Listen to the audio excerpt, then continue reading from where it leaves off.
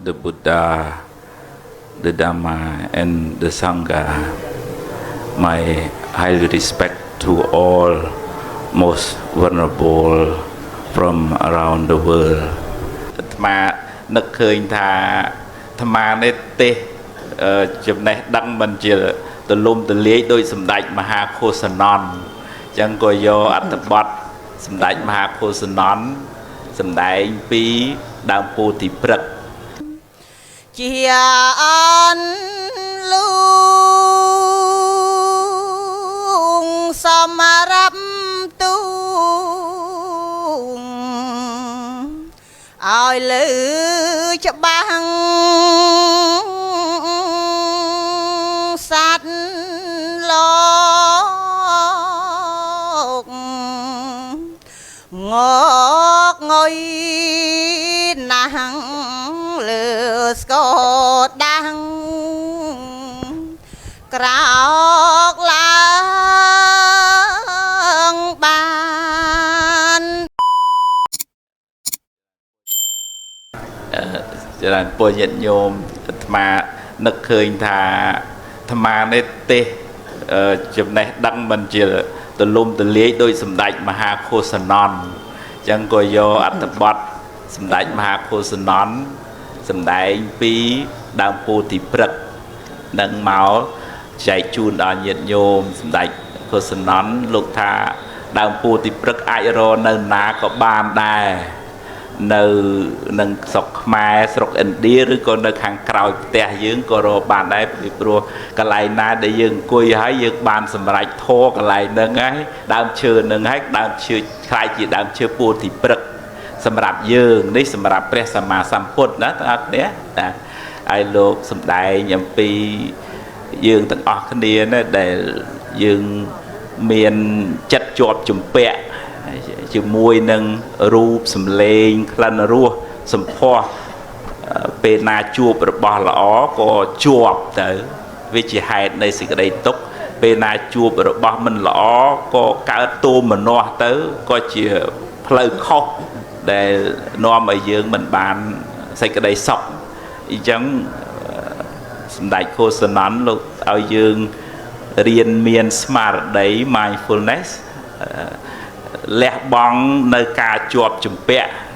ចំពោះខណ្ឌទាំង5នោះរូបវេទនាសញ្ញាសង្ខារវិញ្ញាណលះបង់ការជាប់ជំពាក់ចំពោះរូបសម្លេងក្លិនរសសម្ផស្សដែលយើងប៉ះពាល់តាមរយៈភ្នែកតិចច្រមុះអណ្ដាតកាយនឹងសម្លឹងឃើញថាជារបស់មិនទៀងប្រែប្រួលមិនអាចប្រកាន់មាំបានកាលណាមានសតិនឹងរឿយកាត់ផ្ដាច់នៅឧបាទានការចងជាប់ទៅនឹងខណ្ឌទាំង5ឬក៏ការប្រកាន់មាំនៅក្នុងរូបសម្លេងក្លិនរសផតពៈកាមគុណនឹងយើងនឹងបានសម្រេចនៅព្រះនិព្វានដែរមិនខានចំណែកអត្ថបទទី2របស់លោកគឺលោកសម្ដែងអំពីសេចក្តីស្រឡាញ់គ្មានដែនកំណត់ដែលយើងអាចចម្រើនមេត្តាដល់ខ្លួនឯងជាដំបូងសូមឲ្យខ្ញុំបានសុខរួចផុតពីទុក្ខតាមសម្ដេចឃោសនន្ទថាសូមឲ្យខ្ញុំហ្នឹងគឺទាំងអស់គ្នានឹងឯងនៅពេលដែលយើងប្រាថ្នាខ្លួនឯងឲ្យបានសុខសូមកុំឲ្យខ្ញុំខឹងគេសូមកុំឲ្យខ្ញុំចងពៀនឹងគេយើងស្រឡាញ់ខ្លួនយើងមិនចង់ឲ្យយើងមានចិត្តអាក្រក់មានន័យថាយើងការពារអ្នកដទៃយើងស្រឡាញ់អ្នកដទៃដែរ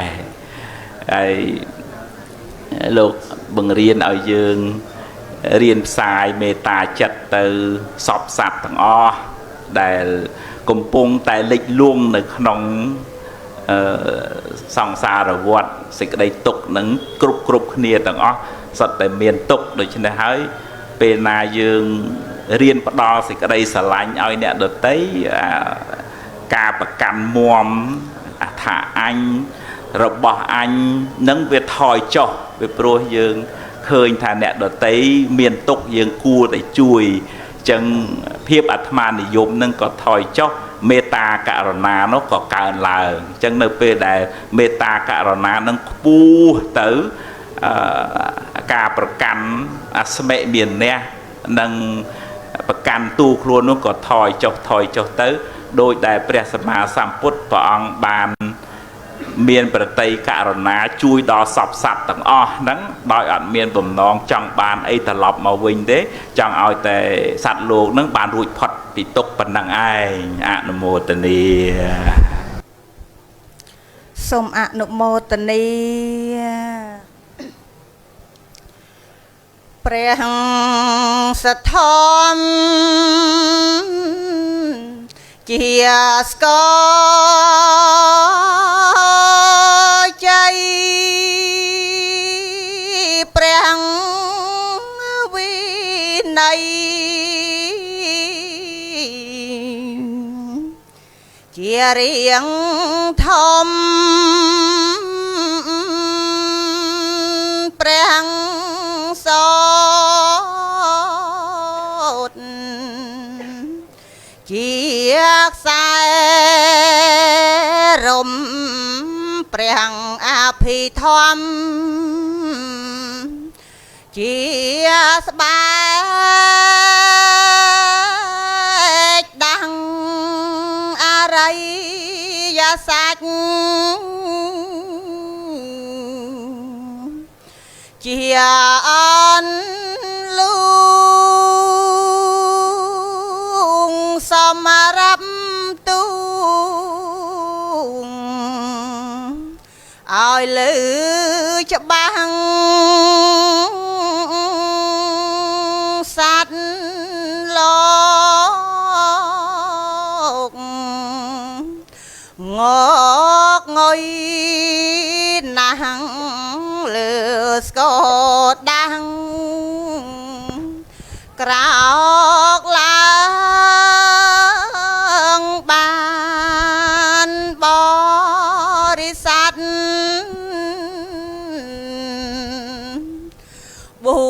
ចំពូកដោយការឈូកក្នុងជលឋានខ្លាំងផុងចាំសូរឆានរាំងនឹងរីកដោយរាំងស្មៃព្រះធម៌ជាសសែងរាំងឡើងចែងចាំងរាំងសៃបំភ្លឺលោកទាំង3ឲ្យយល់ផ្លូវឋានសុខខាអនុមោទនាស្ដាប់ព្រះធម៌ទេសនាนะโมตัสสะภะคะวะโตอะระหะโตสัมมาสัมพุทธัสสะนะโมตัสสะภะคะวะโตอะระหะโตสัมมาสัมพุทธัสสะ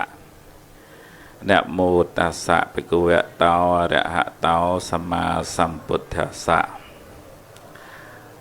I would like to pay homage to the Buddha, the Dhamma, and the Sangha. My highly respect to all most vulnerable from around the world. Venerable Kevali, the Dhamma preacher with me today, and all devotees around the world, especially Dr. Wang Mo. I would like to thank the Cambodian committee for inviting me to participate this international Tripitaka chanting for the second time and the second year. I am honored to be here. I think I would like to invite one of the most respected Buddhist scholar from Cambodia, to preach today, I'm going to read his passages. Samdech Mahakosananda, who already passed away in 2007. I think that even though he already passed away, but his teaching is still related.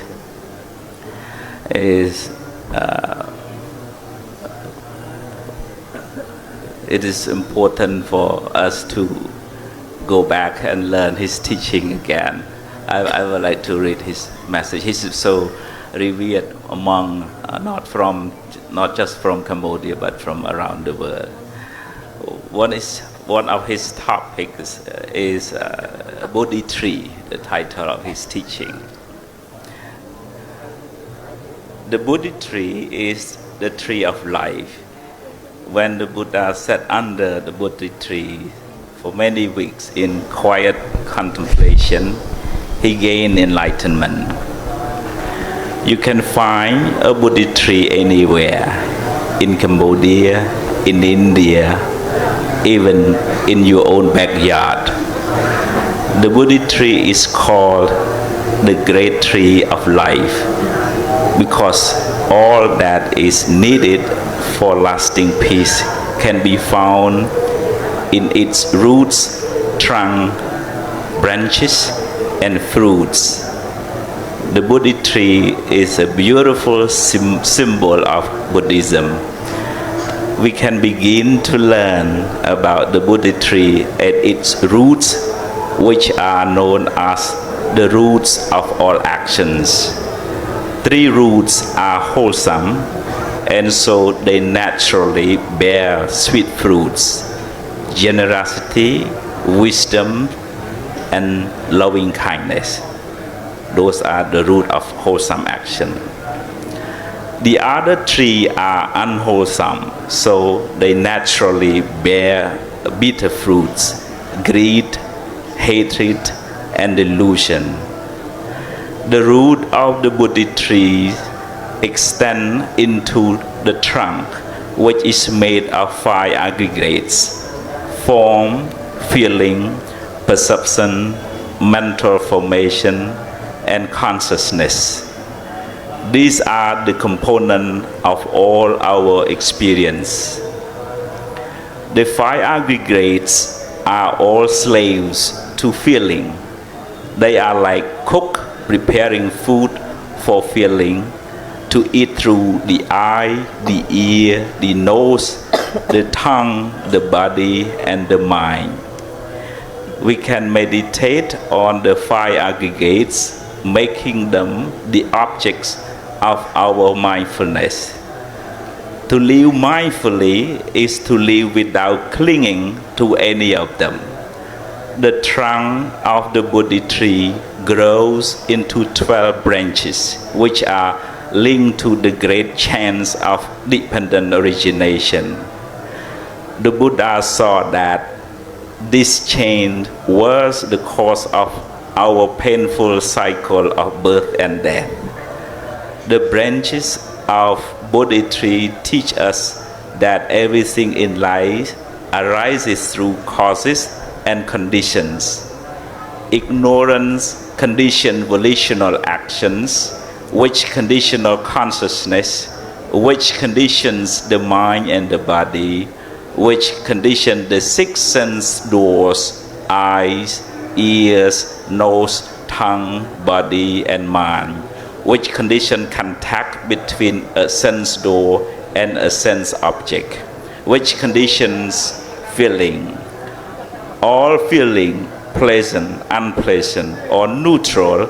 is suffering because feeling is impermanent. When we are not mindful, feeling goes on to condition covering and or aversion, which condition clinging, which condition karmic formation of becoming, which condition rebirth, which condition the entire cycle of birth and death once again. The Bodhi tree teaches how to break these endless chains of suffering. The secret is mindfulness. If we use mindfulness to observe and control feeling, then clinging cannot arise. If clinging does not arise, then suffering cannot arise. It is really very simple. We can learn mindfulness step by step throughout our lifetime. I think the text teaches us that the importance of the Bodhi tree. The Bodhi tree is a place where the Buddha sat and get enlightenment through the practice of mindfulness, and we can break the cycle of suffering through the practice of mindfulness in daily. We can observe the precepts, and also we can meditate to cultivate more mindfulness and wisdom to look through the phenomenal, the process of nature, and to eventually eradicate the strong attachment to the five aggregates. I would like to read another message from him, Mahasamdai Mahakosananda. Okay.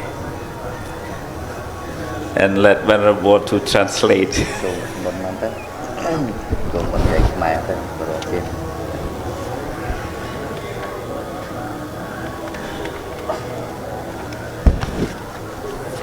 Okay.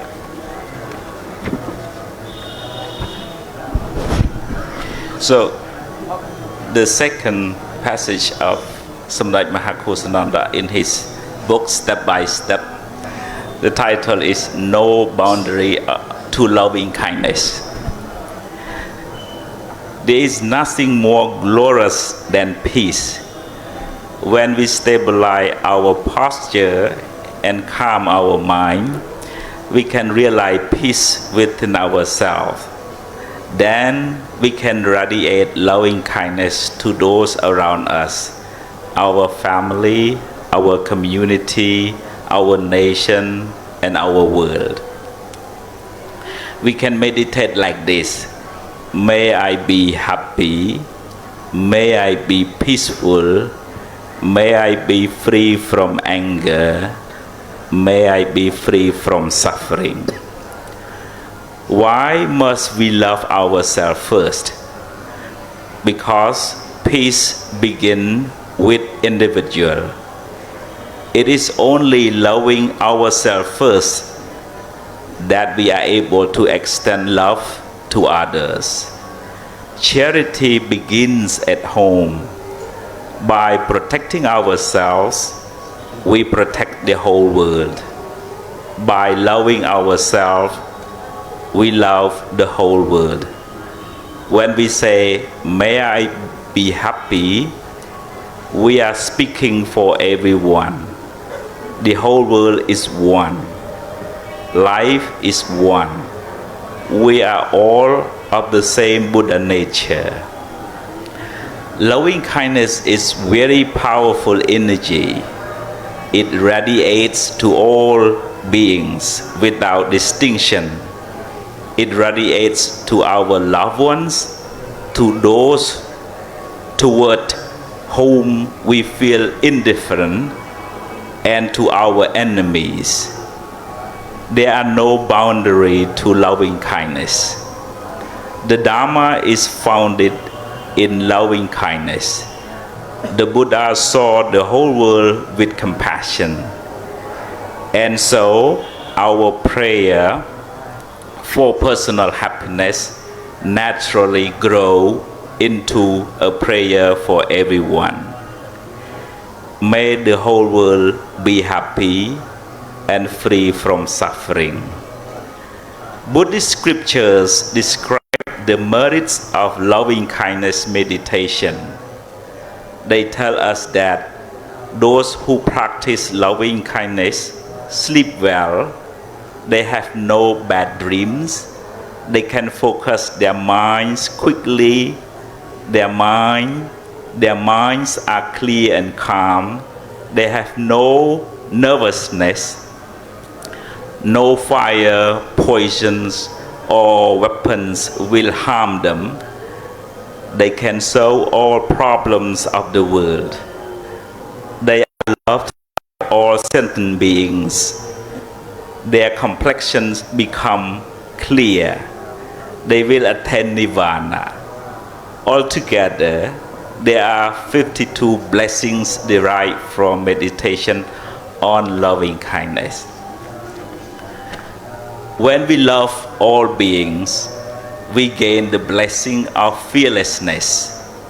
Our speech and all of our physical and mental actions become clear, and we become free. The greatest happiness is found in living without egoism. This is one of the fruit of loving kindness. Another is contentment with life as it is. Life often seems burdensome, but it becomes easy when we stop struggling. Moment after moment, step by step, we can experience life as something light and pleasant. There is no need to hurry. Without loving kindness, we are like fish in clear water, never submerged by burden of the world. We float down the stream of time easily from moment to moment. We have complete peace in our eyes, ears, nose, tongue, body, and mind because we control all of our senses. We have clear comprehensions about the purpose of our life and about how to live happily. We also have clear comprehensions about the objects of our concentration and about I, my, and me. The Buddha said, there is no I, my, or me. And this becomes clear when we put loving kindness into practice. Typically, we are selfish about our family, money, dwelling, name, and fame, and also about Dharma. But when we put loving kindness into practice, we become generous. We give food, shelters, and Dharma freely to all. Loving kindness also means friendliness. With loving kindness, all emptiness, all enmity is transformed. Our enemy will no longer hate us, and eventually they will return our loving kindness to us as friend. Yes, my friend, that is loving kindness. So, to summarize the teaching, I would like to encourage everyone to practice the teaching of the Buddha in daily life in order to gain the benefit of the teaching of the Buddha. If we just learn and not really put the teaching of the Buddha into practice, we seem not gain little bit benefit from the enlightenment of the Buddha under this Bodhi tree.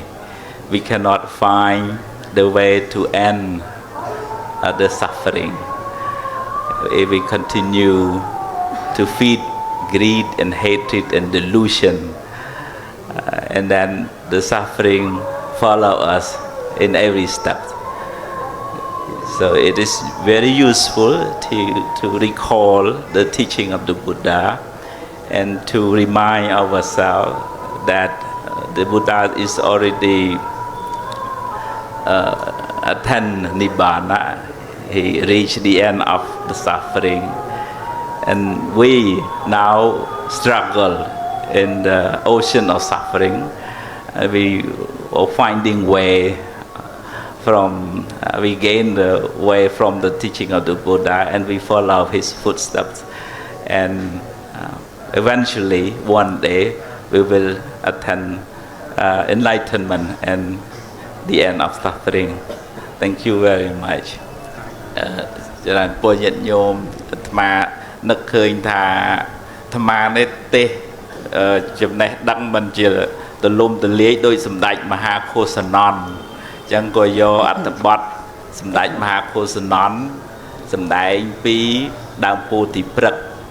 នឹងមកចែកជូនដល់ញាតិញោមសម្ដេចឃោសនន់លោកថាដើមពោធិព្រឹក្សអាចរកនៅណាក៏បានដែរនៅនឹងស្រុកខ្មែរស្រុកឥណ្ឌាឬក៏នៅខាងក្រោយផ្ទះយើងក៏រកបានដែរពីព្រោះកន្លែងណាដែលយើងអង្គុយហើយយើងបានសម្រេចធរកន្លែងហ្នឹងហើយដើមឈើហ្នឹងហើយដើមឈើខ្លាយជាដើមឈើពោធិព្រឹក្សសម្រាប់យើងនេះសម្រាប់ព្រះសម្មាសម្ពុទ្ធណាបងប្អូនតាហើយលោកសម្ដែងអំពីយើងទាំងអស់គ្នាណាដែលយើងមានចិត្តជាប់ជំពាក់ជាមួយនឹងរូបសម្លេងក្លិនរសសម្ផស្សពេលណាជួបរបស់ល្អក៏ជាប់ទៅវាជាហេតុនៃសេចក្តីទុក្ខពេលណាជួបរបស់មិនល្អក៏កើតទោមនស្សទៅក៏ជាផ្លូវខុសដែលនាំឲ្យយើងមិនបានសេចក្តីសុខអញ្ចឹងសម្ដេចឃោសនន់លោកឲ្យយើងរៀនមានស្មារតី mindfulness លះបង់នៅការជាប់ជំពាក់ចំពោះខណ្ឌទាំង5នោះរូបវេទនាសញ្ញាសង្ខារវិញ្ញាណ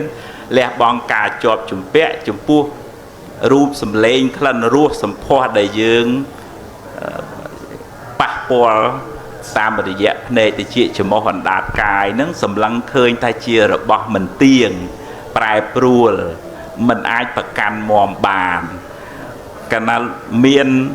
សតិនឹងរឿយកាត់ផ្ដាច់នៅឧបាទានការចងជាប់ទៅនឹងខណ្ឌទាំង5ឬក៏ការប្រកាន់មាំនៅក្នុងរូបសម្លេងក្លិនរសផតពៈកាមគុណនឹងយើងនឹងបានសម្រេចនៅព្រះនិព្វានដែរមិនខានចំណែកអត្ថបទទី2របស់លោកគឺលោកសម្ដែងអំពីសេចក្តីស្រឡាញ់គ្មានដែនកំណត់ដែលយើងអាចចម្រើនមេត្តាដល់ខ្លួនឯងជាដំបូងសូមឲ្យខ្ញុំបានសុខរួចផុតពីទុក្ខតាមសម្ដេចឃោសនន់ថាសូមឲ្យខ្ញុំហ្នឹងគឺទាំងអស់គ្នានឹងឯងនៅពេលដែលយើងប្រាថ្នាខ្លួនឯងឲ្យបានសុខសូមកុំឲ្យខ្ញុំខឹងគេសូមកុំឲ្យខ្ញុំចងពៀនឹងគេយើងស្រឡាញ់ខ្លួនយើងមិនចង់ឲ្យយើងមានចិត្តអាក្រក់មានន័យថាយើងការពារអ្នកដទៃយើងស្រឡាញ់អ្នកដទៃដែរហើយលោកបង្រៀនឲ្យយើងរៀនផ្សាយមេត្តាចិត្តទៅសពសត្វទាំងអស់ដែលកំពុងតែលិចលង់នៅក្នុងសង្សារវដ្តសេចក្តីទុក្ខនឹងគ្រប់គ្នាទាំងអស់សុទ្ធតែមានទុក្ខដូច្នេះហើយពេលណាយើងរៀនផ្ដល់សេចក្តីស្រឡាញ់ឲ្យអ្នកដទៃការប្រកាន់មាំថាអញរបស់អញនឹងវាថយចុះវាព្រោះយើងឃើញថាអ្នកដទៃមានទុក្ខយើងគួរតែជួយចឹងភាពអាត្មានិយមនឹងក៏ថយចុះមេត្តាករុណានោះក៏កើនឡើងចឹងនៅពេលដែលមេត្តាករុណានឹងខ្ពស់ទៅការប្រកាន់អស្មិមានៈនិងប្រកាន់ទូខ្លួននោះក៏ថយចុះទៅដោយដែលព្រះសម្មាសម្ពុទ្ធព្រះអង្គបានមានប្រតិករុណាជួយដល់សពសត្វទាំងអស់ហ្នឹងដោយអត់មានបំណងចង់បានអីត្រឡប់មកវិញទេចង់ឲ្យតែសត្វលោកហ្នឹងបានរួចផុតពីទុក្ខប៉ុណ្ណឹងឯងអនុមោទនាសាធុសាធុសាធុឥឡូវនេះទុកពេលសម្រាប់សំណួរប្រមាណជា15នាទី so like to give the floor for question and answer for Venerable Dr. Kusupip. If you have any question you can raise your hand and we will give the mic. He has given a talk about the meaning of the Bodhi tree from our late Samdaj Venerable Mahakosananda who once lived in Massachusetts, United States, and he's the great meditation master and also known as the Buddha in the battlefield. If you have ever read his book, so if you have any question, you can raise your hand. ញាតិញោមមានសំណួរអីអាចពោសាកសួរដល់អង្គធម្មកថាយ៉ាងបានណាហើយប្រសងអញ្ចឹងសូមជួយមើលផងណាហើយមានញាតិញោមមានសំណួរយើងទុកឱកាសសម្រាប់ណាសំណួរចម្លើយរយៈពេលប្រហែលជាណា15នាទីណាហើយមកណាអត់មាន any question យកមានសួរហើយញោមសួរសុំសួរសប្តាហ៍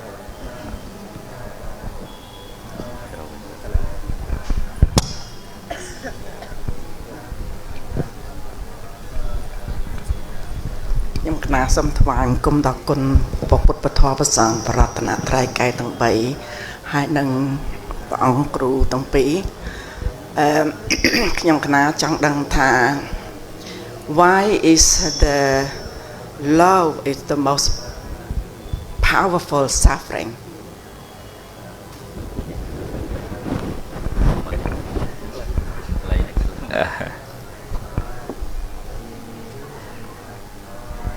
So love can transform anger, can heal anger inside, and it automatically can transform the enemy to become friend because you don't hate them. So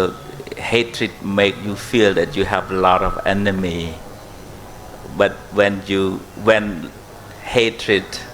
absence from your heart, you have no more enemy. So it's important to to cultivate love and compassion toward all living being.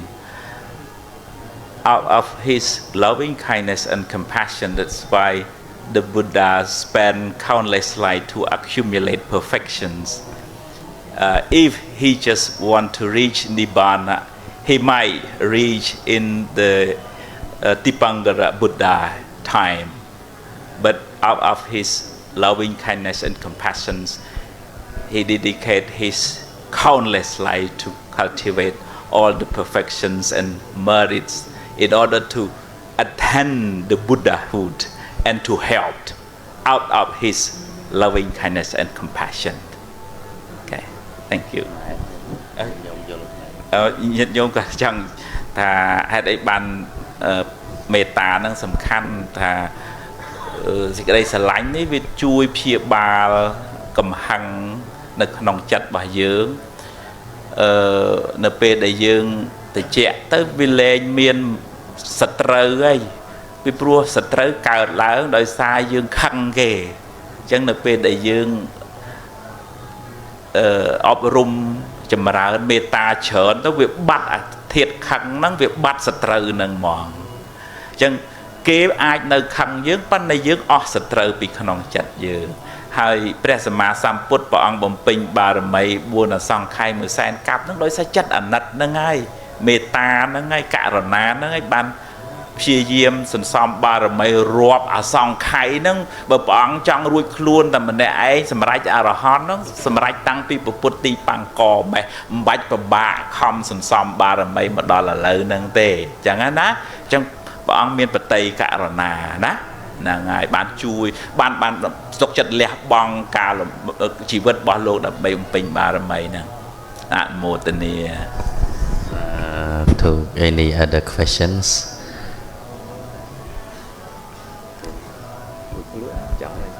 So if so we move to the next Dhamma speaker Ajahn Kevali we would like to invite most venerable Ajahn Kevali to please give a Dhamma talk and there will be a translator into Hindi.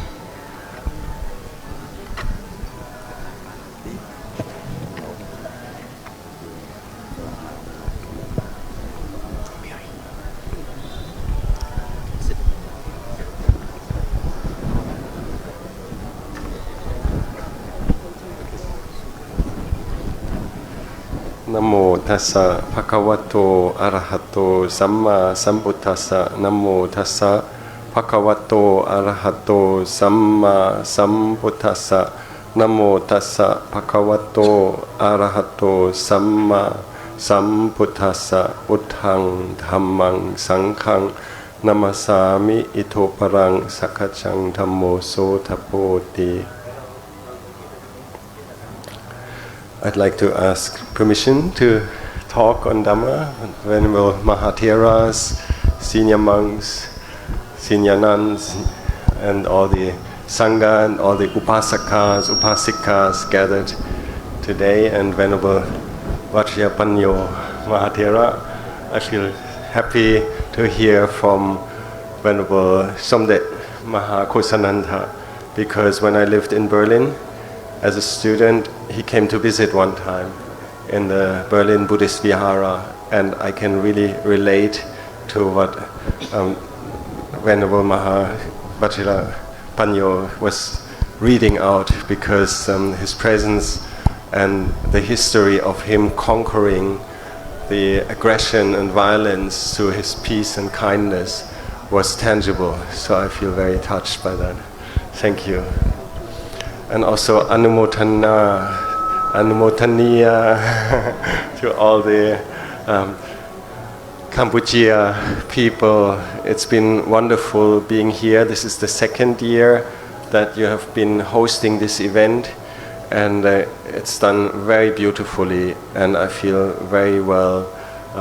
as a brother to all of you in the Dhamma. So this is very, very nice to see under the Bodhi tree, that we can all come together from various traditions and countries, and we have the same spirit, the teachings of the Lord Buddha. आचार्य केवली जी ने सबसे पहले तो अनुमोदन किया जिन आचार्य ने पहले संबोधन किया, और उन्होंने ये याद किया कि जो महाघोषानंद जी का जिक्र हुआ, उनकी जो शिक्षा थी उससे वो भी बहुत प्रभावित हुए। भिक्षु बनने से पहले जब वो बर्लिन में रहा करते थे, तो आचार्य महाघोषानंद की जो शिक्षा थी उससे उन पे काफ़ी असर पड़ा था। और दूसरा, आचार्य केवली जी ने जो कंबोडिया के उपासक उपासिकाएं हैं उनका अनुमोदन किया। इतना भव्य कार्यक्रम जो दूसरे साल भी आयोजित किया जा रहा है, इतनी श्रद्धा, इतनी भक्ति भाव से, इन दोनों बातों का आचार्य जी ने अपने शुरू के वक्तव्य में अनुमोदन किया। So the occasion that we come together is again the recitation of the teachings of the Buddha, and as you know, we can see that there are two major parts of the teachings of the Lord Buddha, the Dhamma and the Vinaya. And I believe that most of us do consciously get access to the Dhamma through having heard the teachings, maybe having received them from mother and father, if you are lucky to be born in a Buddhist country, or through the books, if you're born somewhere else in this planet, these days maybe through the internet. But most of us have been inspired directly by the Dhamma, the teachings. What is less known to most of us is the Vinaya, which we are right now reciting because it is part of the Tipitaka, and Ms. Wangmo and her team have successfully already recited the whole of the Suttanta Pitaka, all the suttas, all the discourses, already heard and already reached us. And now we come to the Vinaya, which is like the second part of the Tipitaka, and the third part, as you know, is the Abhidhamma. आगे आचार्य जी बताते हैं कि हम जो यहाँ इकट्ठा हुए हैं इस बहुत पावन पाठ करने के लिए भगवान बुद्ध की शिक्षा का, तो भगवान बुद्ध की शिक्षा से अमूमन जो हमारा परिचय है वो जो धम्म का पाठ है उससे परिचय है। अब यदि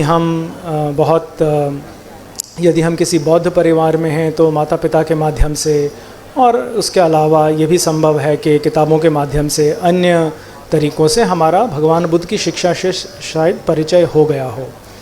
लेकिन जो भगवान बुद्ध ने आचरण के नियम बनाए जिसको विनय कहा जाता है, उससे शायद हमारा इतना परिचय नहीं है। तो ये जो संस्करण, ये जो एपिसोड अब चल रहा है चैंटिंग का, पाठ का, उसमें अब हम जो नियम हैं उनका उच्चारण कर रहे हैं। तो ये अपने आप में एक बहुत ही महत्वपूर्ण आयाम है भगवान बुद्ध की शिक्षा का, जो कि अमूमन हमारे सामने शायद इतना नहीं आता है। And I'm just thinking about whether it's actually true that I myself has come to the teachings of the Lord Buddha through the Dhamma more than through the Vinaya. Obviously, I have heard about the teachings of the Buddha, and when I was a school kid, I sometimes volunteered to write papers on Buddhism, because as a kid I was able to live in Thailand for a short time, and I always felt close to the teachings of the Buddha. But thinking about it, actually, I was also very impressed by whichever monk I have met on the occasion of going to temples as a tourist, seeing the culture of countries in Southeast Asia and in India as well, that respect religion and respect the form of a samana. आगे आचार्य जी बताते हैं कि वो भी जब बालक थे, छोटे थे, तो उनको मौका मिला थाईलैंड में कुछ समय रहने का, और तभी भी जो भगवान बुद्ध की शिक्षा है उससे उनका कुछ परिचय तो हुआ। कुछ बचपन में उन्होंने उस पर एक छोटा सा पाठ भी लिखा था। लेकिन वो कहते हैं कि जब मैं वहाँ रह रहा था तो मैंने ये देखा कि मुझ पे बहुत प्रभाव पड़ा इस बात का कि किस तरीके से जो श्रमण हैं वहाँ के, वो अपने आप को, उनका जो आचरण था वो किस तरह से जी रहे थे, और उसके इर्द गिर्द उपासक उपासिकाओं का जो उनसे संबंध था। तो वो जो आयाम था उससे आचार्य जी का परिचय काफ़ी जल्दी ही बचपन में हुआ। And I believe the experience of monks, for example from Cambodia, living in the United States now, is also very much that people who see them as monks, as samanas, relate to them very different than to any other normal practitioner. And there is something very special that is carried through the Vinaya, which is the way the monks conduct themselves, which sometimes gets communicated even without words, in the beauty of the form that the Buddha recommended his disciples to take for the practice when they leave the household life and become monks.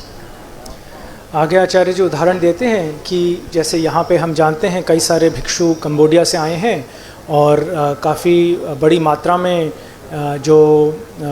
Cambodia के लोग हैं वो आज America में रह रहे हैं। तो वो उदाहरण देते हैं कि भाई वहाँ जिस प्रकार से भिक्षुओं का एक अपना आचरण होता है, जिस प्रकार से वो अपना जीवन व्यतीत करते हैं, जिस तरह से वो उपासक उपासिकाओं से आदान प्रदान करते हैं, वो भी अपने आप में एक बहुत बड़ा एक एग्जाम्पल बनता है कि किस तरीके से जो विनय है, जो आचरण के नियम हैं, जो भिक्षुओं के जो भिक्षुओं को एक तरीके से एक सूत्र में बांधते हैं, वो देखने से ही उसकी जो शोभा है वो बनती है। For example, what monks do in this world many times is characterized by restraint. We're careful not to do too much or things too quickly. For example, I believe it's the same in Cambodia. Like they say, a monk running is not beautiful in Thailand. It's the same. So maybe the novices can still run around, but like the sense of restraint, sense of composure, and whether we are practicing this from a sense of inner aloofness or from keeping the guidelines of the Buddha, telling us stop here, better be careful, doesn't matter. We can meet each other in the middle, coming from the heart with a natural sense of restraint, equanimity and peace, like many of you have as well, and coming from the external form where the Buddha says, don't go there, stay back, for example. So there's the formal part and the informal part. And the informal part is for everybody the same. The formal part is special for the monks. आगे आचार्य जी उदाहरण देते हैं कि भाई जो भिक्षु नियम है उसके अनुसार वो नियम उनको एक तरीके से एक सीमा देते हैं अपने आचरण की, किस तरीके से उनको व्यवहार करना है उसकी एक सीमा बन जाती है। और आचार्य जी बताते हैं कि यदि पूरी तरीके से वो जो सीमा है, वो जो एक तरीके से रोक है अपने आचरण पे, वो बेशक पूरी तरीके से एक चित्त की शुद्धि, पूरी तरीके से मन की शांति से ना भी आ रही हो, बल्कि इससे भी आ रही हो कि भाई ये हमारे नियम है, बहुत स्पष्ट है, हम इन नियमों का उल्लंघन नहीं करेंगे, हम इस लक्ष्मण रेखा के आगे नहीं बढ़ेंगे, वो भी अपने आप में एक बहुत अच्छी शुरुआत है, बहुत ही सराहनीय है।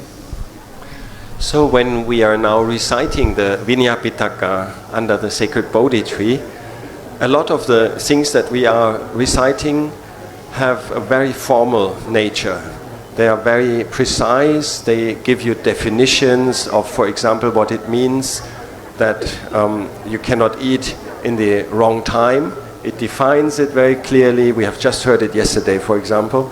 And other things are very precise. It's like a legal textbook. And obviously not so inspiring to read the Vinaya Pitaka. But if you see the Vinaya practiced, maybe it is inspiring. आगे आचार्य जी कहते हैं कि जैसे हमने कल पाठ किया, कई जो विनय है उसमें कई बहुत औपचारिक बातें लिखी हुई हैं, किस तरीके से कब भोजन करना है, नहीं करना, वगैरह वगैरह। तो ये संभव है कि इतनी ज़्यादा औपचारिकता, इतना ज़्यादा जो महीन बातें लिखी हुई हैं, वो शायद हमें बहुत ज़्यादा उत्साहित ना करें। आचार्य जी कहते हैं कोई बात नहीं, हमें उससे परेशान होने की ज़रूरत नहीं है, बल्कि वो जो औपचारिकता है, वो जो सीमाएं हैं, वो हमें मदद करती हैं इस मार्ग पे चलने के लिए और इस मार्ग पे बने रहने के लिए। What I would say is that for everybody, whether monks, nuns, samaneras, samaneries, mechis, and anybody who practice in the formal way, or all of you who practice as an individual people in a group or together with your families in lay life, what is important is that we build up a culture of respect and a culture of not just doing what we want, but we do what is correct. And this is very important. This is something I had to learn becoming a monk, because many of us in the West, we think, I can do everything. I can buy a ticket and fly to Thailand. I can fly to Cambodia if I like. I can do everything. If I have money, if I've got my health and energy, I can do everything. We decide on what we like. We decide on what we want to see, want to get, want to have, want to also show off sometimes, honestly. So I had to learn this as a monk, to take myself back, because of the culture of restraint, the culture of respect for each other, and the culture, we can say the Silatam, Sila Dhamma, the culture of Sila, not just the 5 Silas, but the spirit of the Sila, to be restrained and to be careful about what you do, what our own actions, what kind of impact they have on other people, whether it's by speech, saying something harsh which we later regret, or whether it's by gesture. Sometimes, like people move around, asserting their place as if they were a tank or so, basically steamrolling everybody else. And actually, we can learn how to stop this and be more gracious and more refined in our conduct. And this is one of the virtues that not only for the monks create a culture, but also for all of us as Buddhist upasakas and upasikas. आगे आचार्य जी ने अब जो अपना वक्तव्य है वो आगे बढ़ाया कि विनय जो भिक्षु नियम है उससे आगे बढ़ के जो सामान्य गृहस्थ हैं, उपासक उपासिका हैं, वो बताते हैं कि उनके जीवन में भी और उनका जो आचरण है, उनका जो दिनचर्या है, उसमें भी अगर हम जो जिस तरीके से शील हमारे दिए गए हैं, या उन शीलों के आधार पे जो जिस तरीके का आचरण हमारा होना चाहिए, वो हमारी बहुत सहायता करता है। कैसे सहायता करता है? उन्होंने अपना खुद का उदाहरण दिया कि भाई जब मैं गृहस्थ था तो मुझे लगता था मैं जो मर्ज़ी कर सकता हूँ, मेरे मन में जिस तरीके की इच्छा उठती है, जिस तरीके की चाह उठती है, मैं उसके अनुसार काम कर सकता हूँ। तो आचार्य जी बताते हैं कि जो विनय है या उससे आगे बढ़ के जो भगवान बुद्ध ने जिस तरह से शीलों का हमें एक जाल दिया है अपने आप को बचाने के लिए, वो हमें मदद करता है कि मन में जिस तरीके की वृत्तियाँ उठती हैं, जिस प्रकार की इच्छाएं उठती हैं, जिस प्रकार की चाह उठती है, हम हमेशा उसके अनुसार काम ना करें, हम उसके पीछे ना जाएं, बल्कि अपने आप को इस डोर में बांध के रखें ताकि हमारा आचरण धम्म अनुसार हो और केवल अपने मन में जो भाव उठ रहे हैं, जो हमें अच्छा लगता है, नहीं अच्छा लगता, उसके अनुसार ना हो। So I find it very, very inspiring to see also the dignity of all of you in the way you relate to the things and people that are meaningful to you with respect and a form, not just casual, but also, for example, when we do the chanting together, we coordinate it, we listen to the leader, and we bow together. This is all a Vinaya culture, a culture of respect and a culture of keeping a form that helps us to communicate and do things together. I believe that the Sangha of the Lord Buddha would not have lasted to this day if there was no Vinaya, because actually the Buddha mentioned that it's like you have flowers put on a tray loosely scattered around and the wind blows them away, whereas if you put them all in a little arrangement with a string, then they stay together, and then this flower garland will stay a long time. Similarly, when asked by Venerable Sariputta why the dispensation of the former Buddha, some of them lasted long and some of it lasted not long, he gave this simile and said the Vinaya is like a string that ties the people together and gives us guidelines, sikkhapadang, training rules, a culture of improving oneself through the very, very clear guidelines. तो आगे आचार्य जी अपनी बात बढ़ाते हैं, बताते हैं कि भाई हमें जो विनय है या जो शील है उनको इस तरीके से देखना है कि वो हमें एक ढांचा देते हैं अपने जीवन को जीने का, जिससे कि हम बिखरे ना रहें। फिर उसका एक स्पष्ट उदाहरण उन्होंने दिया कि आप इस तरह से कल्पना करें कि अपने सामने अगर कोई फूल पड़े हुए हैं और और अगर तेज़ हवा आती है तो फूल बिखर जाते हैं, जबकि अगर हम एक धागे से, एक डोर से उन फूलों को बांध देते हैं गुच्छे में, तो फूल एकत्रित रहते हैं, वो बिखरते नहीं हैं। तो इसी तरीके से भंते सारिपुत्त का एक सूत्रों में बात आती है कि उन्होंने भी बिल्कुल यही उदाहरण दिया विनय के महत्व का। तो संक्षिप्त में वो हमें ये समझाने की कोशिश कर रहे हैं कि जो विनय है, जो शीलों का हमारे पास ढांचा है, वो हमारे अपने जीवन के लिए हमें एक बहुत अच्छा एक कंटेनर, एक ढांचा प्रदान करता है। So, but if I had only known the Vinaya as a young student, I would probably have felt this is too strict, this is too tough, this is heartless, it's only about law and only about order. But luckily, it's human beings that practice the Vinaya, and they also smile every now and again, they also make mistakes, and they also correct each other, and they have a beautiful way of dealing with each other and forgiving themselves when they are doing things that are not appropriate. And that's also a very good culture and also a beautiful thing. आगे अपनी बात को बढ़ाते हुए आचार्य जी कहते हैं, भाई देखिए ऐसा भी लग सकता है, वो कहते हैं कि अगर मैं शुरू में जब मैं गृहस्थ था तब मेरा अगर परिचय होता विनय से, तो मुझे लगता है ये तो बहुत ही मुश्किल चीज़ है जो केवल हमें बांधने के लिए है, जिससे हमारी स्वतंत्रता समाप्त हो जाएगी। कहते हैं ऐसा नहीं है, बल्कि हम देख सकते हैं अपने खुद के रोज़मर्रा के जीवन में कि हमसे कई बार गलतियाँ होती हैं, तो हम उसके लिए उसकी माफ़ी मांगते हैं, और इसके बावजूद कि हम कोशिश कर रहे हैं अपने आप को एक संगठित डिसिप्लिन जीवन जीने का, विनय के माध्यम से, शीलों के माध्यम से, हमारी जो मन का जो मुख का तेज है, एक स्माइल है, वो हमारे मुंह से नहीं हटती है, उसके बावजूद हम काम कर सकते हैं एक प्रसन्न चित्त से, बल्कि उसके वजह से हम एक प्रसन्न चित्त से काम कर सकते हैं। And this pair between the Dhamma and the Vinaya, you can see as like two sides of the same life that we live. Like, partly the Dhamma is about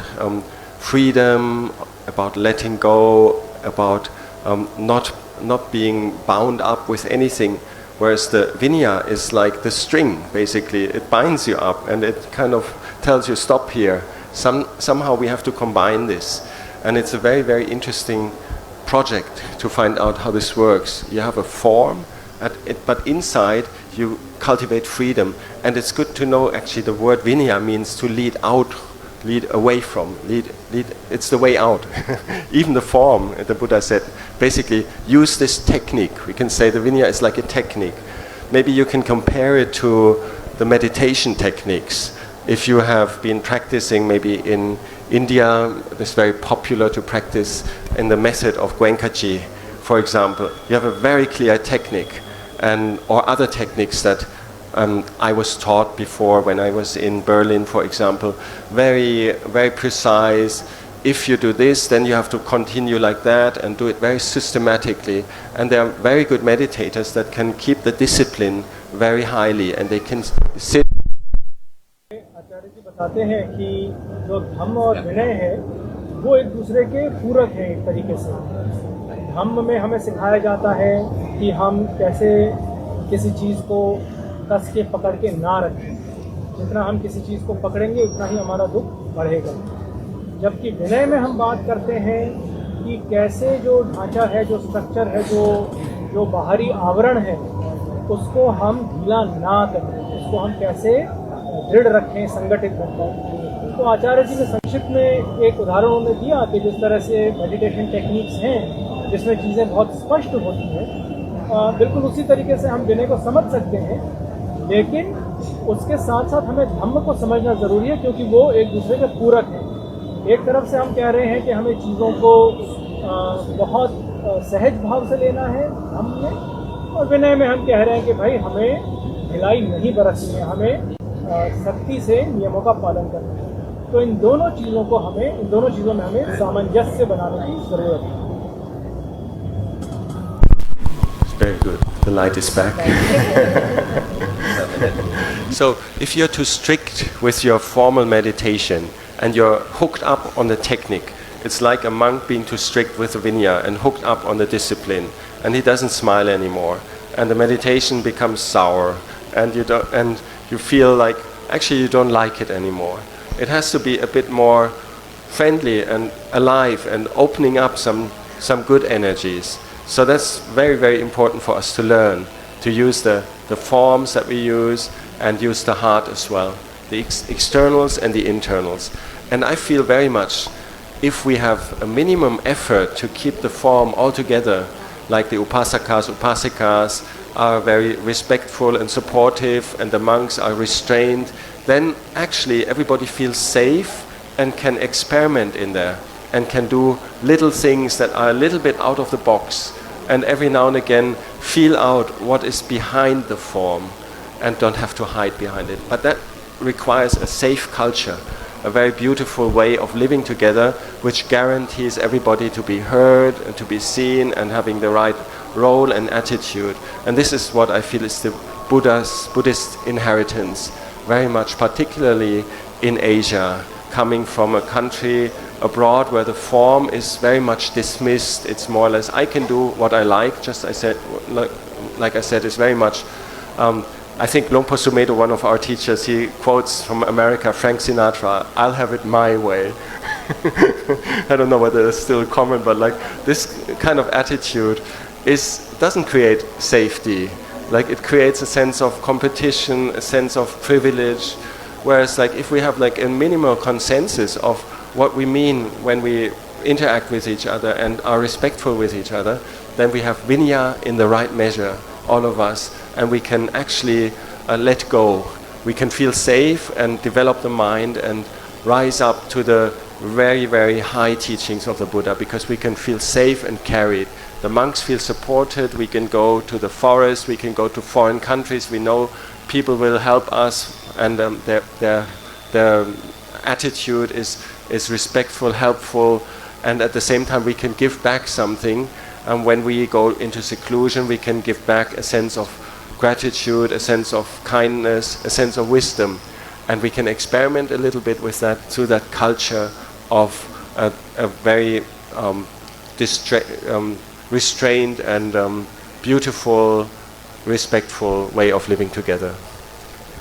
इस बार आचार्य जी ने दो बातें रखी हैं हमारे सामने. अव्वल बात तो ये है जो मध्यम मार्ग की बात है और जो अतियों में जाने की बात है कि जब हम विनय की बात करते हैं तो बहुत ज़रूरी है कि हम उसको इस तरह से अतियों में ना ले जाएं कि अपना खुद का मन जो है वो विक्षिप्त हो जाए. तो जो विनय के प्रावधान हैं उनको हम जिस तरीके से उतारते हैं, उनको हम जिस तरीके से समझते हैं, वो इस भाव से हों कि उससे जो हमारा मन है वो फिर भी प्रसन्न रहे और बहुत ज़्यादा हम उसको मन उसमें प्रताड़ित ना हो उसके अनुसार जीने में. तो ये एक तो ये बात थी. दूसरी बात उन्होंने कही कि जिस तरीके से भिक्षुओं और जो गृहस्थों का जो रिश्ता है उसमें जो विनय के प्रावधान हैं वो हमारी बहुत सहायता करते हैं. एक तरफ से जो भिक्षु हैं उनके जो जिम्मेदारियां हैं गृहस्थों के प्रति, उसके अपने जो दायरे हैं वो उसको उन दायरों के अनुसार निभाते हैं, और जो गृहस्थ हैं उनका भिक्षुओं के प्रति जो आचरण है उसके भी अपने जो रिस्पेक्ट के तौर तरीके हैं, दायरे हैं, वो उसके अनुसार करते हैं. तो ये जो एक बहुत अहम भगवान बुद्ध ने रिश्ता बनाया गृहस्थों का और भिक्षुओं का, हमें जो विनय है वो उस रिश्तों के एक तरीके से तौर तरीके, कायदे कानून में मदद करता है, बताता है कि ये आदान प्रदान किस प्रकार से किस ढांचे में होगा. So if you were to understand exactly all the translations of the Vinaya Pitaka, you might not find it very inspiring and too detailed and specific only for the monks and nuns. But if you look at the whole culture that the Vinaya created and has preserved for us as Buddhists, it is really a beautiful thing and is really worthy of learning about and studying. And it doesn't mean that one has to be perfect in every area. We can see that we come from different monasteries. Some emphasis is stricter in one area, some emphasis is more loose in other areas. Some conduct of the lay community towards the monks in one culture is allowed, in one culture it's not allowed, but we can learn from each other and have the general basis in the training rules and the idea that we are careful about what we do and we are observing what are the boundaries, and we can learn from also the example of the other monks or the other upasikas. We can learn from what we observe in the way they conduct themselves. And if we cultivate this sense of like being alert to how other people interact with us, then we develop these foundations of sila, the respect for other people and the feeling of not wanting to do anything that embarrasses or makes oneself look ugly, unbeautiful, selfish or so. We have a sense of what we call in Buddhism hiri. Means like a sense of shying away to do something that's offensive for other people. We know we cannot just be very rude, or we cannot just force a way, whether we have every detail of the conduct spelled out or not. Over time, this quality of having hiri, a sense of feeling out what is my relationship to the others, how do I come across, will I be censored, will I be having negative feedback, will I do something that's embarrassing for myself, this grows, this quality of hiri. फिर से आचार्य जी अपनी बात को आगे बढ़ाते हैं. वो ये कहते हैं कि भाई अगर आप इन ट्रांसलेशंस को समझ रहे होते जो पिछले कुछ दिनों में हम पाठ कर रहे हैं तो शायद बहुत ज़्यादा हम उससे उत्साहित ना होते. हमें इसको देखना इस तरीके से है कि जो ये विभिन्न नियम हैं, बहुत सारे नियम हैं, उनका अलग अलग जो देश हैं, अलग अलग मोनेस्ट्रीज़ हैं, जो अलग अलग परंपराएं हैं, उनमें इनका अलग अलग तरीक़ों से समझ है, इनका अलग अलग तरीक़ों से पालन होता है. इनके आधार पे जो आचरण है उसमें आप देखेंगे काफ़ी विविधता है. तो एक बात तो जो आचार्य जी कह रहे हैं कि हमें बहुत ज़रूरत है कि एक हमारे में इस विविधता को समझने की और इस विविधता के अनुसार हमारे अपने आचरण को ढालने की प्रज्ञा हो, की समझ हो। और इसी बात से उन्होंने फिर अपना अगला बिंदु जोड़ा, वो जो भगवान बुद्ध ने हीरी की बात की है कि मुझसे ऐसा कुछ काम ना हो जो कि किसी और को उत्तेजना, जो कि किसी और को ठीक ना लगे, जिस वजह से मुझे शर्म आए। तो इसका ये संबंध है कि जब मैं किसी और से आदान प्रदान कर रहा हूँ तो मैं इस बात के प्रति संवेदनशील रहूँ कि वो व्यक्ति, वो भिक्षु, वो उपासक उपासिका किस बैकग्राउंड से आ रहा है, उनकी क्या समझ है, उनके क्या तौर तरीके, क्या कायदे कानून, क्या नियम है, और मैं भी अपने आप को उस तरीके से ढाल सकूं ताकि हमारे एक दूसरे के जो आदान प्रदान है उसमें किसी को भी ठेस ना पहुँचे और हम एक दूसरे के प्रति संवेदनशील रहें। ये एक और इसका तरीका है इसको इस्तेमाल करने का। And the other part, which is one of the two foundations of Sila, or what we call the guardians of the world,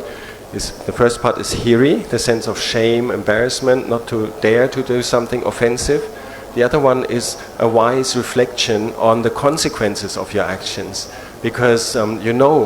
if you speak something falsely or insult somebody, you'll get into trouble. You'll get the receipt for your actions. And you can learn by seeing how your actions affect other people and what the feedback is. And this is called ottappa. It's like the quality of being wise enough to know that your actions have consequences. This sounds a bit more legalistic, but it's also, in the way the Vinaya works, it's very beautifully combined with the idea of asking for forgiveness. If you have done something that was too much and offensive and you want to correct something, you go see the other bhikkhu or the other practitioner and you ask for forgiveness, for example. For example, when the monks meet each other, many times we just bow down to each other and say, whatever by body, speech and mind I may have committed towards you, may you be so kind to forgive me. So that idea of we are in this chain of causes and conditions, like that the actions that we do have consequences, sometimes severe. We can also react to that and learn from it through correcting ourselves and also asking for forgiveness in the culture that the Vinaya provides for us.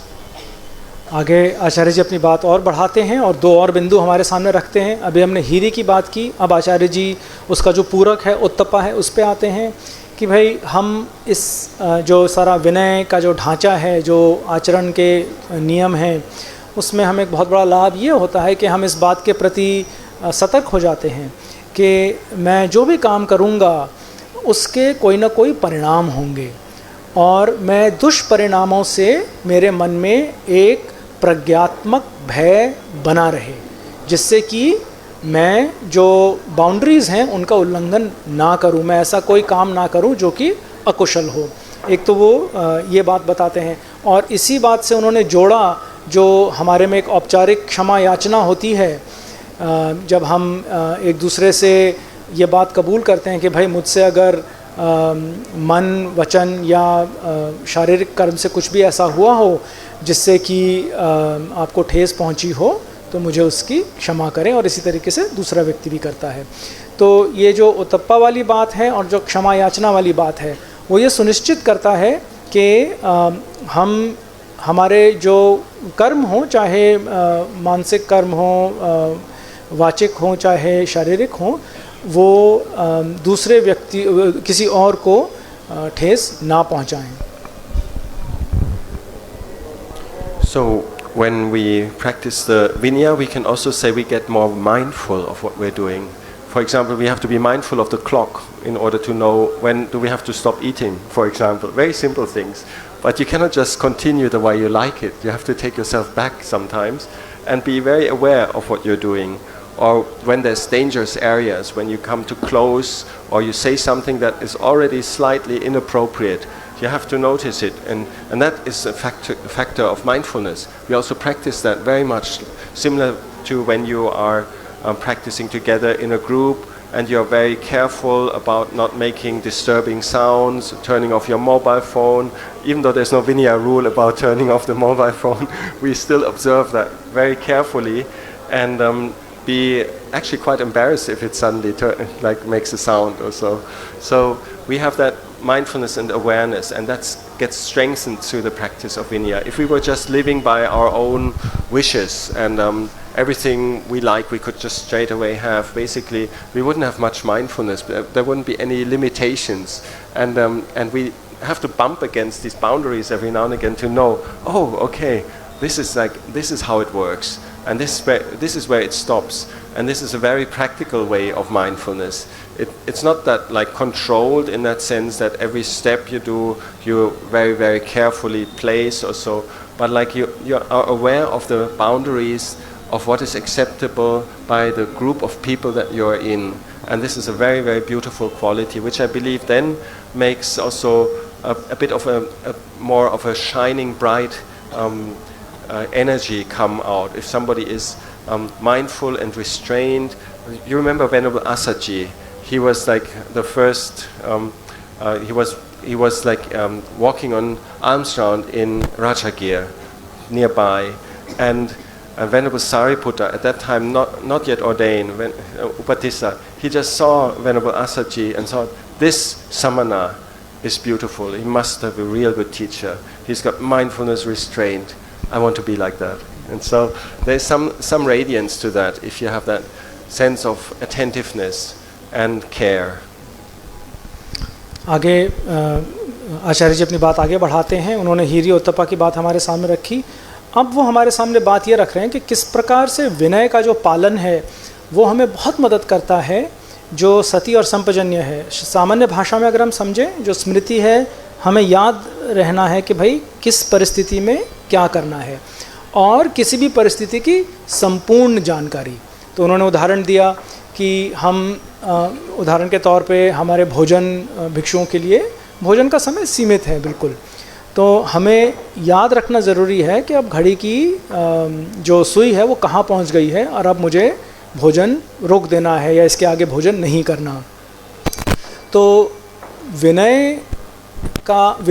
एक बहुत helpful तरीका हो सकता है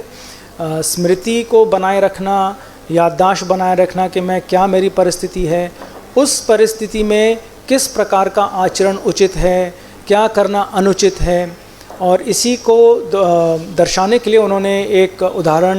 भंते अस्सा जी का दिया, जो जब पिंडपात पे जा रहे थे तो जो भावी भंते सारिपुत्र हैं, तब उनका नाम उपतिस था, वो उनको मिलते हैं एक गली में, और उपतिस जी को केवल भंते अस्सा जी का जो आवरण जो बाहर जिस तरह से वो चल रहे थे, जो उनकी छवि थी सारी, उसको देख के ही वो इतना ज़्यादा प्रभावित हुए कि तुरंत उन्होंने उनसे पूछा कि भाई आपके आचार्य कौन हैं, क्या आप मुझे सिखा सकते हैं, वगैरह वगैरह. और फिर आगे वो भंते सारिपुत्र बने. कहने का मतलब आचार्य केवली जी का ये है कि वो विनय का पालन है, वो अपने आचरण पे ध्यान रखने की बात है, जो हमारे लिए संभव करती है इस प्रकार की संपूर्ण जानकारी बनी रहे और स्मृति बनी रहे कि किसी भी परिस्थिति में किस तरीके से हमें आचरण करना है. And then for oneself there's a lot of benefits as well. If we want to meditate and we want to feel free from all the things that we have done before, and we want to stay in the present moment, it is so important that we have sila, that we have a sense of freedom from remorse, vipatisara, like that we basically feel that we don't have like anything that has consequences that we need to work off right now, that we can put that aside. We can say maybe there is something, we can do that later, the grave things, that we feel free from remorse through the way we conduct ourselves, and that we know well that we're good in a good way relating to other people, that we're carried through the actions by body, speech and mind by something that is praised by others and supported by others. Then we can sit down and be in the present moment and feel the freedom of remorse, feel the feeling of like, I must be lucky that I'm able to practice like this. I must have some what we call barami, some old good karma that I was able to come to this point where I can just sit and let go. And this comes from practicing vinaya, practicing sila, and having that sense of caution and restraint. आगे आचार्य जी अपनी बात बढ़ाते हमें ये बताते हैं कि भाई एक व्यक्ति के लिए अपने आप के लिए विनय और शीलों का पालन बहुत मदद करता है। किस तरीके से मदद करता है? आप कल्पना करें कि यदि अपने आचरण जो हैं खासकर कि वाचिक और शारीरिक आचरण बिल्कुल एक सीमा में बंधे हुए हैं तो किसी प्रकार का मन में अफसोस, किसी प्रकार का भय जागने की कोई संभावना नहीं है। और जब मन में अफसोस और भय जैसी वृत्तियां नहीं होंगी तब ये संभावना है कि हमारा मन एकाग्र हो, हमारा मन समाहित हो, और तब ये संभव है कि जिस प्रकार की भावना की बात भगवान बुद्ध ने की है वो हम करने में सक्षम हों। तो यदि हम चाहते हैं कि हम भगवान बुद्ध के मार्ग पे चलें, मन को समाहित करें, मन को भावित करें, तो उसकी जो नींव है वो इस प्रकार से विनय और शील का पालन है, मन को अफसोस और भय से मुक्त रखने के लिए। So these are a few reflections on the feeling around the vinaya that it has for somebody who is bound up by the vinaya. Most of you are practicing as lay people, and you have other rules that you need to obey, and you have like other areas where you need to be punctual, precise. You can also see this as a practice of vinaya in the same way. For example, in the office when you have to finish something in time, or when you cannot waste time drinking another coffee, things like that. And you also need the sense of discipline and the sense of knowing what you're doing for and trying to not cause friction. So this quality of vinaya is actually a very universal one. And I think we have a very fortunate situation that we have like the ordained Sangha living certain examples for us, because the practice of the Buddha goes very far. It's not just about like doing one's daily business. It's also about understanding about old age, sickness and death. And it's also about saying goodbye to sensual pleasures and to sexuality and to enticing things. As beautiful as it is here, this is all just about as beautiful as it is allowable by the Vinaya. Much more we can say, maybe too much for the monks. And we have this idea of restraint even in those areas. So we are fortunate to have that standard of practice that the Buddha designed by himself, saying this is what leads you out of samsara. If you have the chance to experience a little bit of how it works when you feel very, very correct and have been doing things in a way that's not offensive, then you can see how it can lead to a sense of letting go and also not getting carried away by things. So one of the areas of the Vinaya is also to be focused and see the essential things. And these are a few reflections on the Vinaya. I could go on for a long time. I think I heard the bell already. So I wanted to close here and wonder whether we still have time for some questions. Okay. So. अपनी बात को पूर्ण विराम देते हुए आचार्य जी एक हमें ये बताते हैं कि जैसे आप सब ज़्यादातर लोग यहाँ गृहस्थ हैं और आपके अपने कई सारे नियम कानून आपको पालन करना होता है। जिस तरह से ऑफिस में अगर आप हैं तो ये संभावना नहीं है कि आप हमें केवल चाय ही पी रहे हैं, बहुत सारा समय उसमें व्यर्थ कर रहे हैं। तो इसी तरीके से भिक्षुओं के भी काफ़ी सारे दायरे भगवान बुद्ध ने बताए हैं जिसके अंदर हमें अपना जीवन जीना होता है, और एक तरीके से वो हमें मदद करता है जो जीवन मृत्यु का भवचक्र है उससे बाहर आने में। और तो अपनी बात को आचार्य जी ने यहीं रोका, और अगर किसी के कुछ प्रश्न हो तो आचार्य जी उसका जवाब देने के लिए तैयार हैं।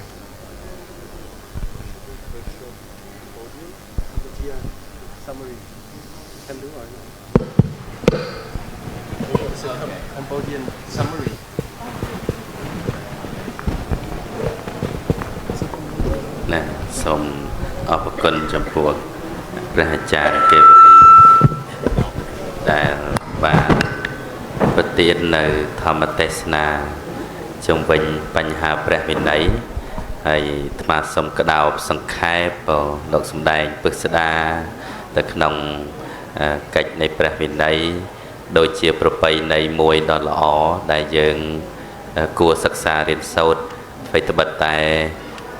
អានវិន័យទៅមិនជាទីជ្រះថ្លាប្រមាណទេណាញាតិញោមដែលធ្លាប់អានគម្ពីរវិន័យបៃដកតាំងពីភាគ1រហូតដល់ភាគ13ហ្នឹងគឺឃើញតែរឿងរ៉ាវផ្សេងដែលបានកើតមានឡើងក្នុងពុទ្ធសម័យមុនព្រះអង្គបញ្ញត្តិវិន័យហ្នឹងគឺថាសិតតែមានភិក្ខុដើមបញ្ញត្តិប្រព្រឹត្តអនាចារអនាធិបតេយ្យណាញាតិញោមឃើញនៅឥណ្ឌាឥឡូវក៏នៅតែមានអញ្ចឹងដែរណាអញ្ចឹងមិនខុសវាពីសម័យពុទ្ធកាលហើយរហូតដល់ញាតិញោមថាមើលវិន័យទៅដូចមើលតែរឿងអាក្រក់របស់ព្រះសង្ឃអញ្ចឹងណានឹងអញ្ចឹងលោកក៏បានលើកឡើងរឿងចំណុចនេះប៉ុន្តែបើយើងគិតអំពីច្បាប់អំពីណាបទដ្ឋានឬក៏សិក្ខាបទដែលព្រះសម្មាសម្ពុទ្ធបានទ្រង់បញ្ញត្តិមកនោះគឺប្រយោជន៍ដើម្បីសេចក្តីល្អដើម្បីសេចក្តីចម្រើនដើម្បីប្រព្រឹត្តទៅណាជាណាភាពរុងរឿងនិងសទ្ធាជ្រះថ្លាដល់ពុទ្ធបរិស័ទនៅក្នុងការគោរពប្រតិបត្តិចំពោះព្រះសង្ឃហើយបើសិនបើអត់មានព្រះវិន័យនេះទេពុទ្ធសាសនាក៏មិនអាចតាំងមាំមកដល់បច្ចុប្បន្ននឹងដែរនឹងលោកប្រៀបធៀបដូចផ្កាអញ្ចឹងណាបើវារត់រាយខ្យល់បក់មកប៉ើណាអត់នៅទេតែបើមានវិន័យប្រៀបដូចជាខ្សែដែលដោតមើលភួងផ្កាម្លិះអីជាដើមហ្នឹងពេលមានខ្សែមានឈើដោតក្រងទៅវាល្អវាស្អាតហើយវាតាំងនៅបានយូរបងអញ្ចឹងប្រយោជន៍នៃព្រះវិន័យហ្នឹងមានច្រើនណាស់ក្នុងពុទ្ធសាសនាជាប្រពៃណីមួយដ៏ល្អដែលពុទ្ធបរិស័ទគួរបដិបត្តិឲ្យបានខ្ញុំណាត់អាត្មាមិនយកពេលវេលាទៀតទេគឺទុកឱកាសសម្រាប់សំណួរបើសិនបើមានជាសំណួរក៏អាចលើកឡើងនៅក្នុងឱកាសវេលានេះដែលព្រះអាចារ្យកេវលីនោះលោកជាជនជាតិអាល្លឺម៉ង់ហើយលោកបានរៀនមិនបានកើតនៅក្នុងប្រទេសពុទ្ធសាសនាផងប៉ុន្តែបានសិក្សារៀនសូត្រអានអញ្ចឹងទៅរហូតមាននិស្ស័យនឹងបានទៅបួសនៅប្រទេសថៃណារហូតដល់បច្ចុប្បន្នហ្នឹងចឹងញាតិញោមសូមសពសាធុការជ្រះថ្លាអនុមោទនា So I would like to give the floor for Q&A. If you have a question, please raise your hand. अगर हिंदी या मराठी में भी या बांग्ला में कोई कुछ कहना चाहे तो उसका भी ट्रांसलेशन कर सकते हैं. एक बंते जी पीछे हैं या तो आप आगे आ जाइए वो माइक तो वहाँ पहुँचेगा नहीं. I have a question. Thank you, John. Is there any point when in the practice of a monk where you can recognize that form of the rules no longer is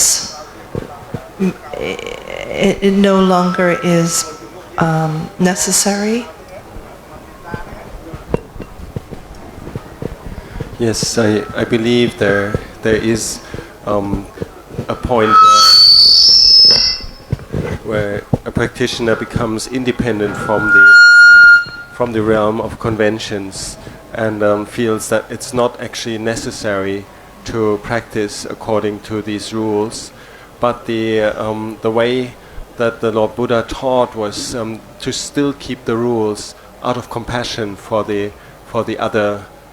people around, because otherwise one gets into a situation where the rules apply to some people and they don't apply to others, and you can never really say whether the internal development is up to that level that a person can drop the rules. So there's one famous quote in the scriptures where one of the arahants doesn't go to the confession ceremony, the patimokkha anymore, and says, I'm beyond, basically. He didn't use those words, this is my narration. He says basically he felt it's not necessary because he wouldn't commit any unwholesome actions anyway. Whereas the Buddha strongly reproached him and says, if you perfected ones don't go to the patimokkha, who will go then? So the example overrides that visibility of like whether whether somebody is beyond or not. If anybody is beyond, in our tradition at least, we understand that like he or she wouldn't show it. They would still practice according to the conventions out of that being an example and out of compassion for the form, that other people can use the form and don't have to discard it. Does that make sense?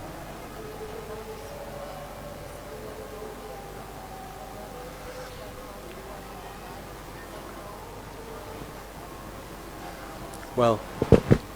Mrs. Wangmo was asking whether the monks in the Sangha would know whether a monk is so far advanced in the practice that he doesn't have to keep the rules anymore. I think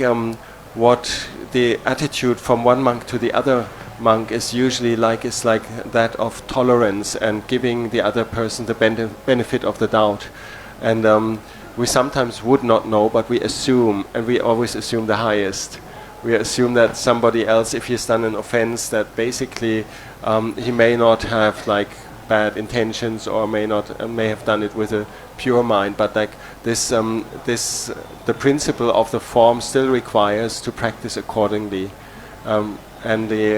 so whether we know or not, it's a personal inspiration. If we feel somebody is keeping all the rules very strict, but he actually wouldn't have to because he's beyond, he or she, basically, then it's very uplifting. Actually, you get the feeling of, wow, this teacher is actually teaching us. He doesn't have to do it for himself, but he's teaching us out of solidarity. Let's call it like that. मैं संक्षिप्त में बता देता हूँ. वांगमोला ने ये पूछा कि क्या ऐसा हो सकता है कि कोई भिक्षु ने अपना काम पूरा कर लिया है, उसका मन वृत्तियों से पूरी तरीके से उभर चुका है और फिर भी वो विनय नियमों का पालन करे. तो आचार्य केवली जी ने बताया कि हाँ बिल्कुल ये भगवान बुद्ध ने भी ये प्रावधान बिल्कुल इसी तरीके से रखा है कि विनय का जो पालन है, जो नियमों का पालन है, वो सभी को करना है. बेशक कोई ऐसा भी हो जिसका काम संपूर्ण हो चुका है, जिसका मन पूरी तरीके से मुक्त हो चुका है, उसको भी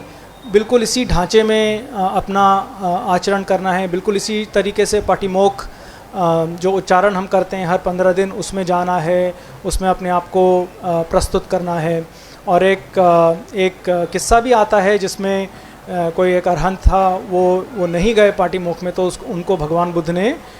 ये निर्देश दिया कि भाई अगर आप लोग नहीं जाएंगे इस तरह से उच्चारण में तो और कौन जाएगा. तो ये संक्षिप्त में ये बातचीत हुई. In this same area, like just yesterday, we chanted one of the training rules where Venerable Belatasisa, the preceptor of Venerable Ananda, was storing up food in his dwelling, and eating up stored food is an offense. And then so that was the origin of the rule of like forbidding monks to store up food. And even though he was an arahant, fully enlightened, he still was prone to this rule, basically. And so we have like this principle that the vinaya is the same for everybody. It doesn't matter which grade of attainment the person is.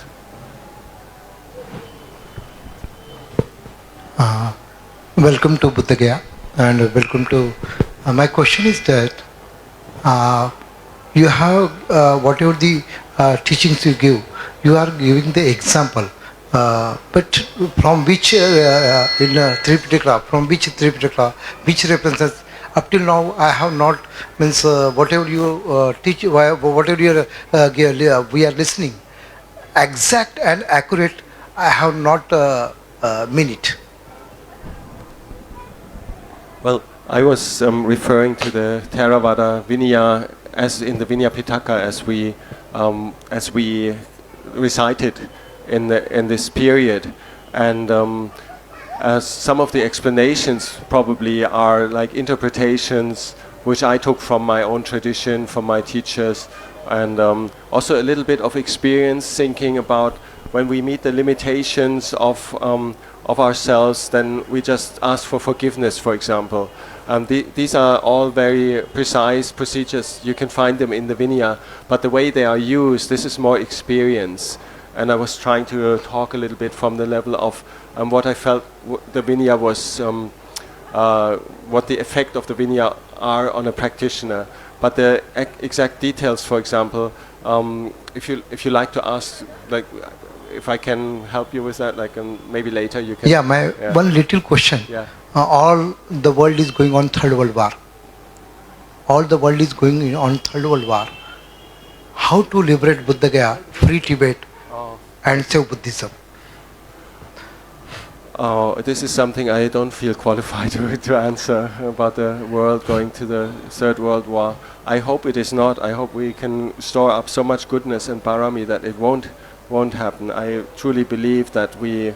have the power of our own minds to do good things, even though there may be very difficult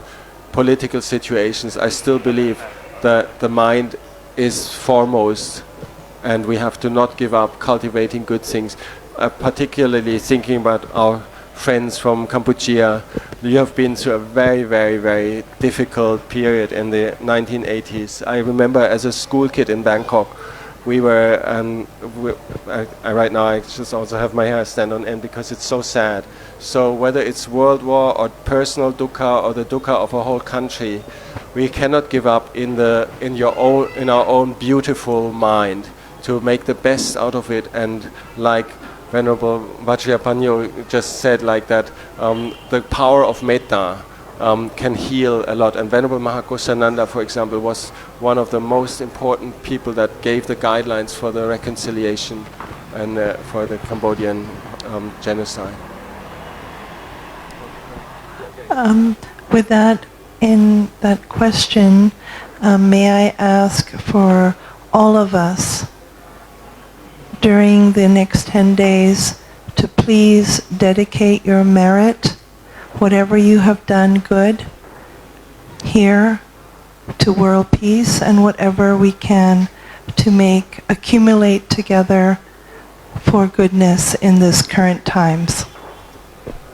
Sadhu, Som Anumotaniya.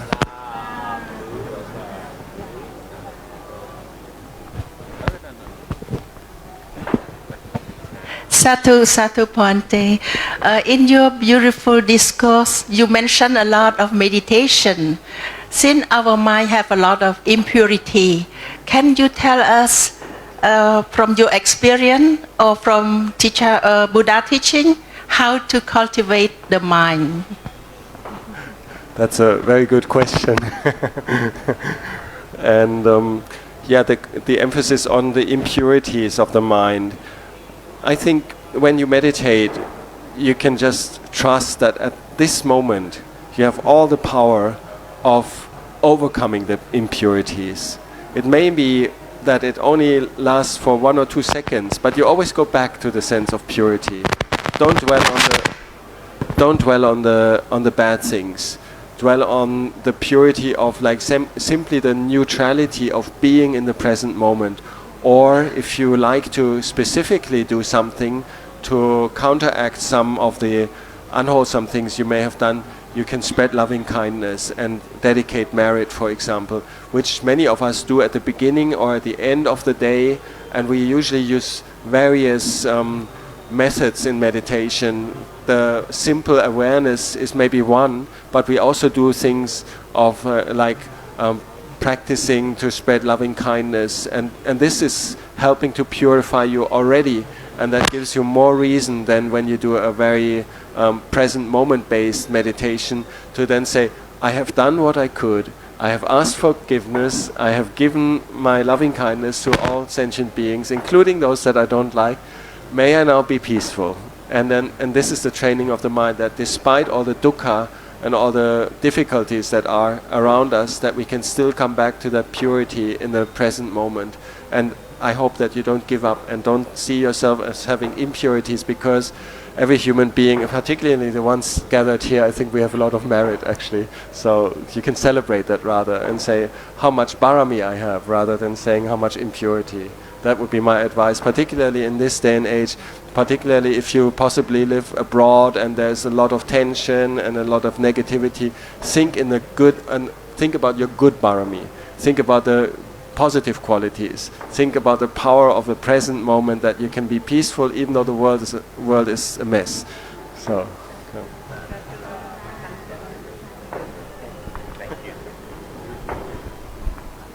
Thank you so much, Most Venerable Ajahn Kevali and Most Venerable Dr. Pravajrapanyao Kusapip,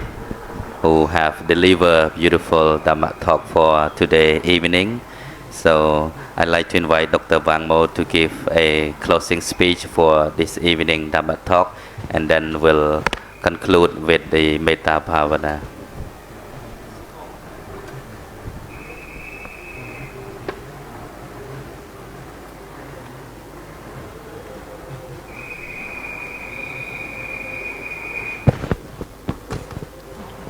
Thank you. As we conclude this evening's Dhamma talk, I would like to express our deepest gratitude on behalf of all of us,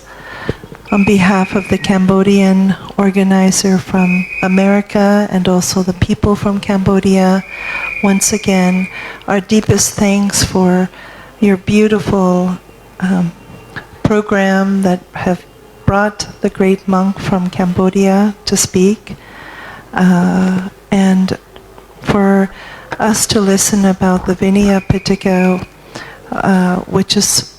very key to understanding the rules of the monks and nuns and also the lay people, and to have a greater understanding of why this plays such an important role in keeping the Buddha Sasana and also in keeping the practice very much tying the rules to their own practice, which allows for an inner freedom for the Buddhist monks and nuns to practice. And that is very enlightening for us to understand that, and not just to see it as rules, but to see it beyond that, in that it really offers them an opportunity to go deep into practice, knowing that there is a community of rules that are abided by. And when we speak about the culture of the Buddhist culture, there's something so beautiful and respectful about how we treat each other when we come together. And you can feel that. You can feel a sense of respect among lay people and among monks and nuns. And it's so beautiful. And that's why so many people, I think, benefit from being here in such a harmonious space. Thank you on the behalf of all of us again, and we hope to see you again tomorrow at 7 o'clock. And for both of you who will be leaving Bodh Gaya, we wish you very safe journey, and hopefully see you again under the sacred Bodhi tree. Thank you. សាធុសូមអរគុណចំពោះ Dr. Wang Mo ដែលបានថ្លែងនៅសន្ទរកថាដើម្បីបិទនៅក្នុងធម្មទេសនានៃល្ងាចនេះដោយសារពេលវេលាយើងអស់ហើយដូច្នេះសូមបង្អន់ចិត្តដើម្បីផ្សាយមេត្តាទាំងអស់គ្នាដូចតទៅ ទុក្ខបត្តាចនតុក្ខភយាបត្តាចនភយាកាបតាចនេសោកាហន្តសាពេបេបានេណោសានទាំងឡាយទាំងពួងដល់ហើយនៅសេចក្តីតងសូមឲ្យជាសានបានសេចក្តីតងទៅ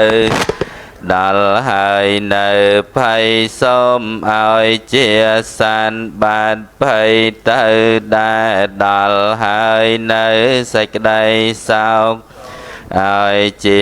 សានបានសេចក្តីសោកទៅហងសូមឲ្យព្រះពុទ្ធសាសនារុងរឿងចម្រើនឲ្យព្រះពុទ្ធសាសនាផ្សាយទូទៅសកលលោកសូមឲ្យលោកទាំងមូលបានប្រកបដោយសន្តិភាពព្រះសាក្យមុនីសម្ពុទ្ធត្រង់ត្រាស់ថា ណាថេសន្តេបរាំងសុខੰពុំមានសេចក្តីសុខដតីក្រៅអំពីសេចក្តីស្ងប់ឡើយសព្វសាទុកាអនុមោទនា